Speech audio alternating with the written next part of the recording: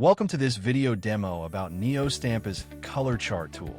Color charts are printed references made up of color patches, each showing a specific ink combination. After printing, they're measured with a spectrophotometer to analyze how different factors affect color results. Let's start by opening the color chart tool.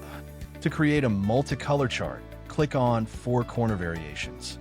This option lets you test color blends based on your printer's profile, so go ahead and click to apply the profile and get accurate results. Now, choose the colors you'd like to include. You can pick different tones depending on the effect you want to test. Once you're happy with the selection, just hit OK to generate, and neoStampa will create your multicolor chart.